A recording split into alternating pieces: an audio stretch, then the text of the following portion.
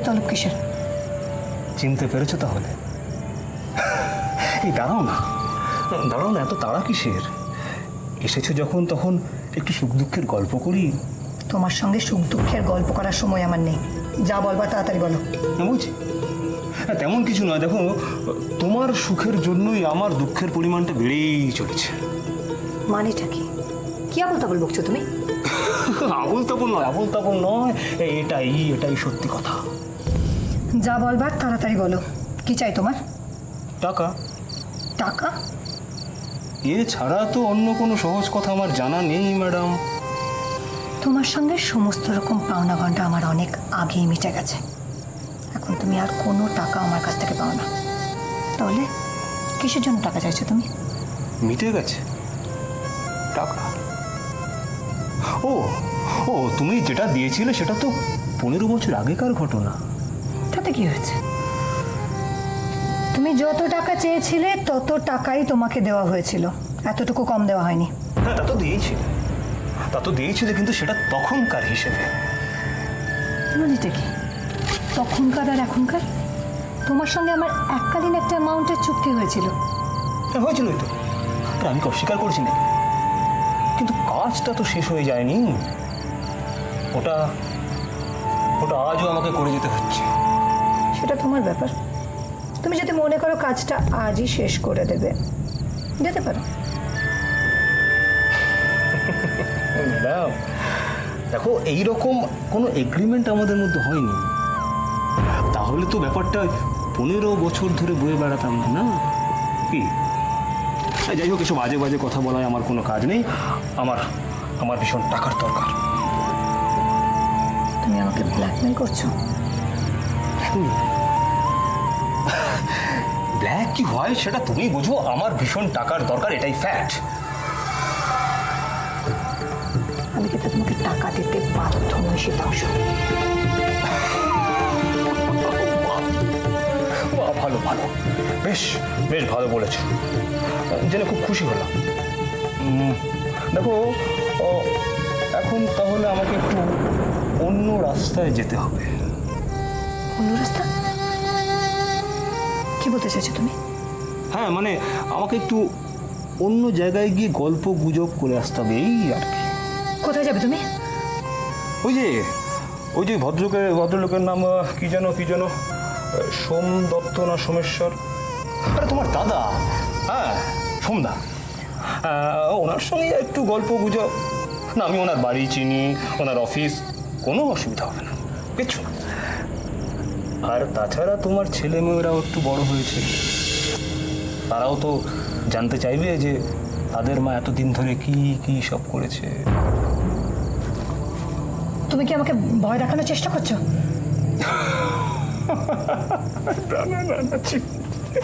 ভয় দেখানোর চেষ্টা করবো কেন?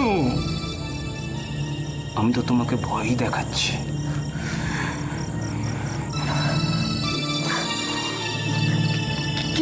কি বলবে তুমি দাদাকে? এভরিথিং, সবকিছু, সব 15 বছরের সমস্ত কিস্সা তোমার মুখোশ খুলে দেবো আমি, বুঝেছো? কত কত কত টাকা চাও তুমি? এই তো, এই দেখেছো, এইভাবে কথা বললে কত কত ভালো লাগে। হ্যাঁ, না তেমন কিছু না। দেখো, আমাকে তুমি এখন 1 লাখ টাকা দিলি আমার কাজ চলবে। আমার কাছে তো অত টাকা নেই। আমি বাড়ির থেকে বেরোনোর সময় 3000 টাকা নিয়ে এসেছিলাম। 3000 টাকা? তাহলে কালকে সমুদ্রের সঙ্গে চায়ের অ্যাপয়েন্টমেন্টটা ফিক্স করে ফেলি। হ্যাঁ, চলি। শীতাংশ, আমি যদি একটু একটু করে তোমাকে টাকাটা দিই? মানে ইনস্টলমেন্ট? না, ওইসব ইনস্টলমেন্টের মধ্যে আমি নেই। দেখো, আমার সব ওই একসঙ্গে চাই।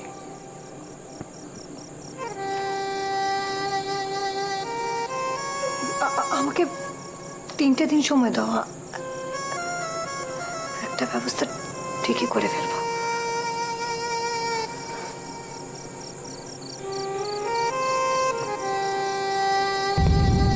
3 দিনের মধ্যে কোনো ফোন আসবে না। 3 দিন পরে ঠিক এইখানেই আবার দেখা হবে। 1 লাখ টাকা। এই কিন্তু শেষবার, আর তুমি আমাকে বিরক্ত করবে না শ্বেতাংশু।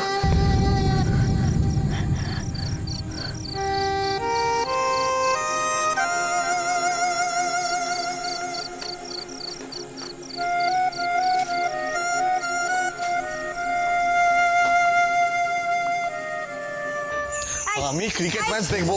আমি তোকে বলছি রিমোটটা আমি ক্রিকেট ম্যাচ দেখবো।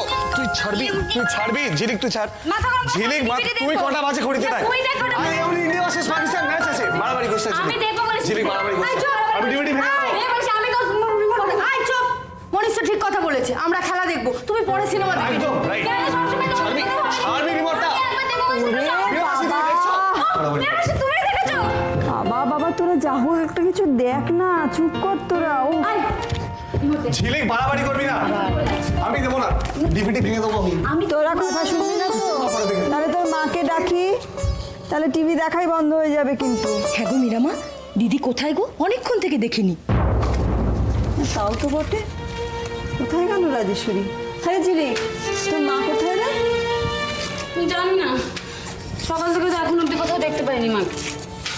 মনীষ, হ্যাঁ তুই জানিস? মা, মার খবর আমার থেকে ভালো তোমরা রাখবে। আমি আর কতক্ষণ বাড়িতে থাকি বলো? তুই বাবা দেখেছিস কিনা তাই জিজ্ঞেস করছি। না দেখিনি, ইনফ্যাক্ট মার গলাও শুনিনি। এমনিতেও সন্ধ্যাবেলা হলেই আমরা ঝিলিকের পিছনে পড়ে থাকে পড়াশোনা নিয়ে। তাও তো বটে। তাহলে কোথায়? মালতী একটা কাজ করতো, যা তো গ্যারাজে গিয়ে দেখে আয়, গাড়ি আছে কিনা দেখে আয়। দেখছি। মীরামাসি, আমার মনে হয় তোমরা শুধু শুধু এত টেনশন করছো। মা হয়তো শপিংয়ে গেছে, এমনিতে সামনে পুজো আসছে না, বৌদির বাড়িতে হয়তো তত্ত্ব কিছু দেওয়ার ব্যাপার আছে। বাবা মনীষ, তুই কত জেনে গেছিস? সে তত্ত্ব তালাশও জেনে গেছিস? আচ্ছা মীরামাসি, তুমি তো মাকে চেনো, কাউকে কিছু জানায়? নিজে মনে মনে হয়তো ঠিক করেছে, তাই ডিসিশন নিয়ে নিয়েছে। সত্যি তাই, কারণ আমাকে তো কিছু বললো না তত্ত্বর ব্যাপারে। আশ্চর্য। ও মীরামা, গ্যারেজে গাড়ি রয়েছে।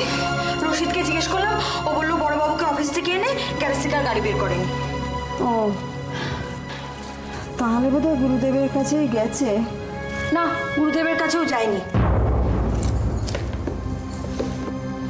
তুই কি করে জানলি? বাড়ি ওই তো তখন রান্নাঘরে বলছিল আমার খুব দরকার, গুরুদেবের সঙ্গে একবার দেখা করতে হবে, কিন্তু গুরুদেব এখানে নেই, ওই তার আশ্রমে গিয়ে বসে আছে হরিদ্বারে। কি করবি বল? একটা কাজ কর, হ্যাঁ, ছাতে গিয়ে একটু দেখে আয় তো। প্রেশারের রুগী, কাপড় চোপড় মেলতে গিয়ে শরীর টরীর খারাপ। যা যা যা যা, যাই যা। কি হয়েছে গো? যাও। বৌদি, বৌদি তুমি মাকে কোথাও দেখেছো? কোথায় গেছে জানো কিছু? পিসিমণি তো বেরিয়েছে। কোথায়? সে তো আমি জানি না। তুই জানিস না কোথায় বেরিয়েছে? না আসলে দুপুরবেলা খাবার টেবিলে পিসিমণিকে না দেখতে পেয়ে আমি ঘরে গিয়ে দেখলাম। হ্যাঁ, কি তখন মা কি বললো? না আসলে আমি ঘরে গিয়ে দেখলাম যে পিসিমণি খুব অস্থির হয়ে পায়চারি করছিল। কেন? আসলে একটা, হ্যাঁ গো, আরে ওটা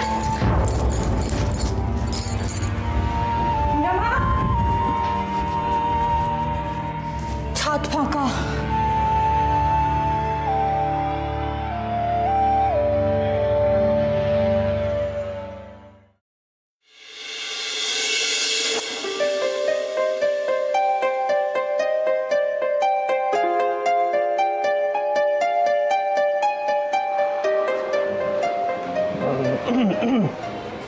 অপর্ণা তাহলে চলে গেছে?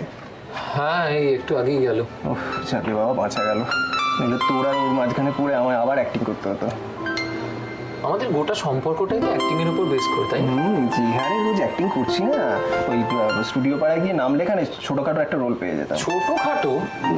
আমি তো তোকে বলতে পারি যে অ্যাটলিস্ট আমার একটা ওই মধ্যবিত্ত স্ট্রাগলিং হিরোর ক্যারেক্টার একদম বাধা। আর আমি হলাম তোর বস, তোর ওপর খালি হুকুম চালাতাম, এই যাও তো আমার ডগিকে একটু পটি করিয়ে নিয়ে আসো, তার মুখে না একটা ছবি বিশ্বাসের মতো পাইপ রাখতাম। হিরো ফিরো হলে আমাদের ভালো হতো, তাহলে আমার বাবার দুঃখটা একটু কমতো।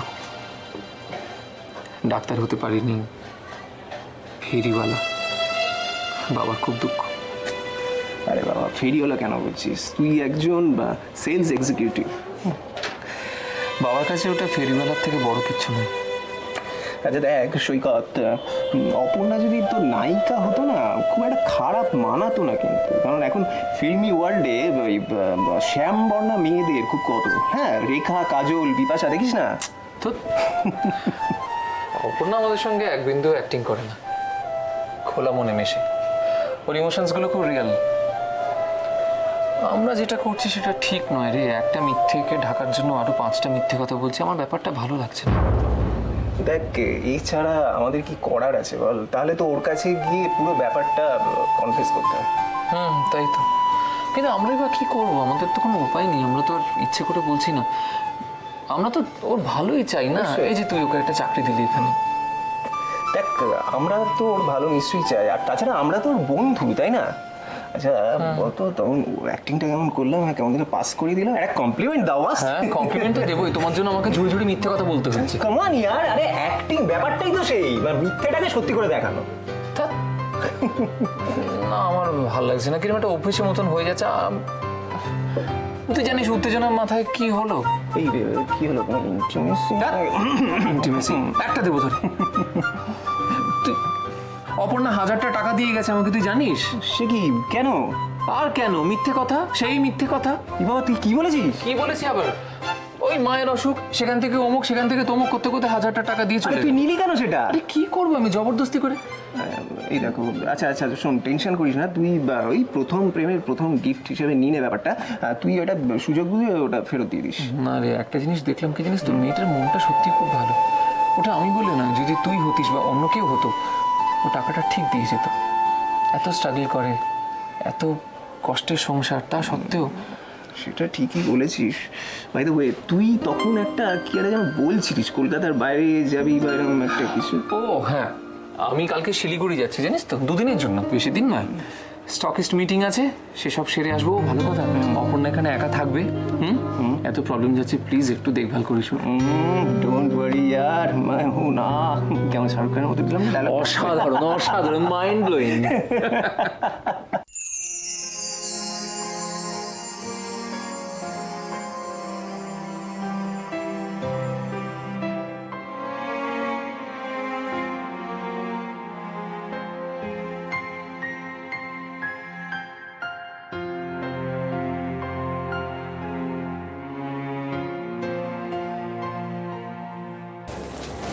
মানি, চলে যাচ্ছ কেন?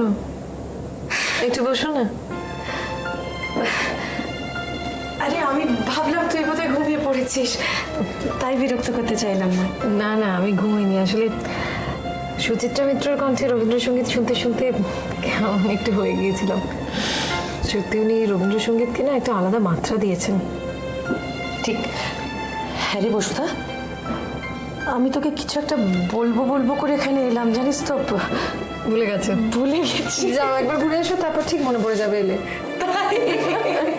এই বানি, মিশোর কোনো খবর পেলে? মানে কোথায় গেছে কিছু জানতে পারলে? না রে, কোনো খবর পাইনি।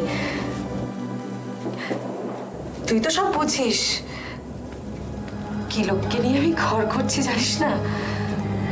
না গো, মিশু এত ভালো মানুষ না, এত হাসি খুশি, আমাদের সবাইকে নিয়ে কিরকম জমিয়ে রাখে বলো।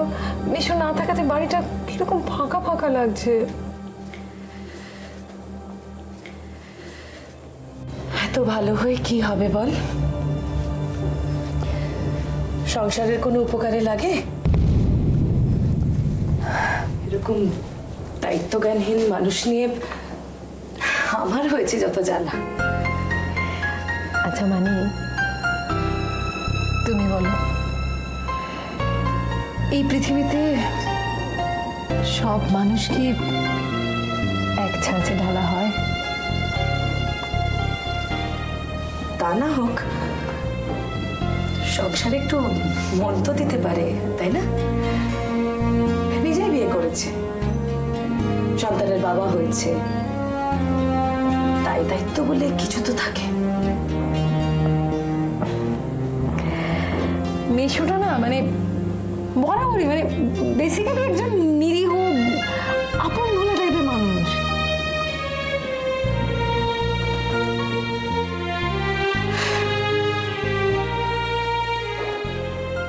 এতটাই আপন ভোলা যে আমার নিজের সংসারটাই করা হলো না,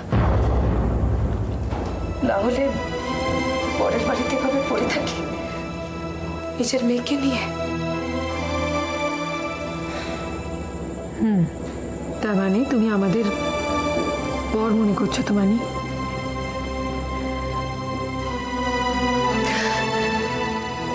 আরে বসুধা,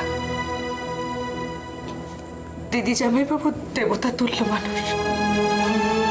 বল না, আজকালকার দিনে কে কাকে এভাবে দেখে? ওরা দুজন না থাকলে তো আমাকে মেয়েকে নিয়ে পথে বসতে হতো। আমরা থাকতে তুমি কেন পথে বসতে যাবে মানি? পিউকে যে তোমাকে অনেক অনেক বড় করতে হবে, মানুষের মতো মানুষ করতে হবে মানি, সেজন্যই তো বেঁচে আছি বসুধা।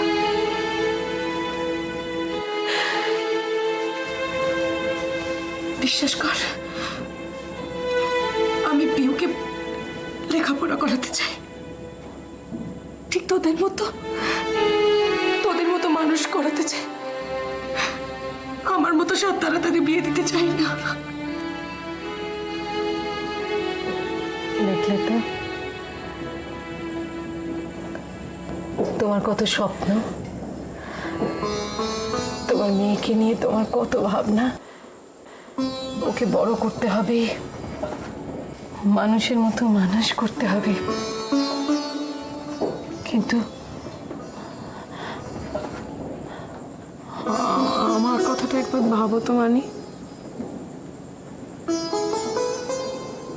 আমার হচ্ছে সব কিছু থেকেও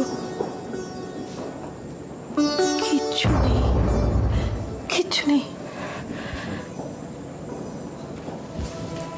এসব কি বলছিস তুই? রণবীরের মতো স্বামী পেয়েছিস, সব থেকে এত খেয়াল, ঘরে বাইরে সবটা সামলাচ্ছে। আমাদের প্রত্যেকের কত গর্ব হয় বল তোকে নিয়ে। এটা তুমি ভুল বলনি মানে, সত্যি ওর কোনো তুলনা হয় না।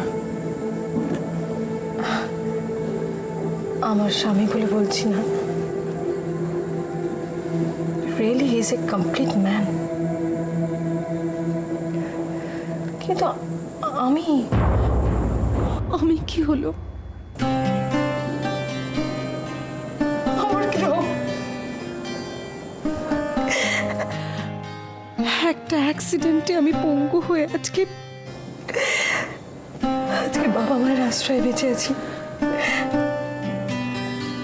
বেঁচে আছি শুধু বলো, কিন্তু একটা মুহূর্ত যে আমার কারোর সাহায্য ছাড়া চলবে না।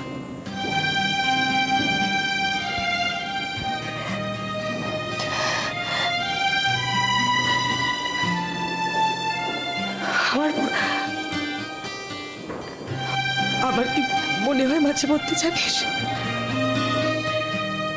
সত্যি মেয়েদের জীবনটা জুড়ে কেন এত পরীক্ষা বলতো? নানান পরিবেশে নানান পরীক্ষা। না গো মানে এটা শুধু পরীক্ষা নয়, এটা অগ্নি পরীক্ষা, যেটা সেই সীতার সময় থেকে আজ পর্যন্ত যেটা শুধুমাত্র মেয়েদের ইতিহাসতে হচ্ছে বারবার। মা তুমি এখানে? তোমায় কখন থেকে খুঁজছি আমি। কেন মা, কি হয়েছে? কাণ্ডজ্ঞান কি নেই? তুমি আমি অঙ্ক করতে বসিয়ে দিয়ে চলে গেছো, 1 ঘন্টা হয়ে গেছে। কে আমার অঙ্ক চেক করবে? কে তোমার অঙ্ক চেক করবে? কেন? মিশু যে তোমার জন্য নতুন টিচার আনছে, সে চেক করবে। হ্যাঁ তাই ডিস্টার্ব করবে না তো, তার মানে তুমি নতুন টিচারকে ডিস্টার্ব করবে। দিদিমণি যদি ভালো হয় তাহলে আর ডিস্টার্ব করবো না। করো না মা নিয়ে তোমার মেয়েটা যা পাকা হয়েছে না, একবার পাকা বই ওকে সামলাও।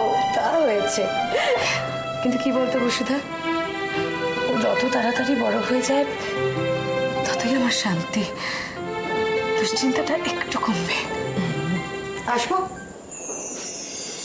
ও এসো। আপনার ফিজিওথেরাপি সময় হয়ে গেছে। ও আমি যাচ্ছি, চলো। জানো তো ওরা না চুপি চুপি করে কাঁদছিল, আমাদেরকে চোখ মুছে নিল।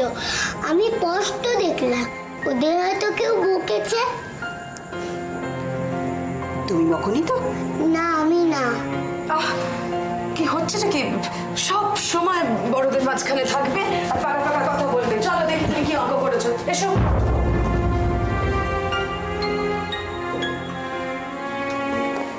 আপনি কি ড্রয়িং রুমে যাবেন না এখানেই? না না, এখানে দরকার নেই, আমি যাচ্ছি, তুমি চলো।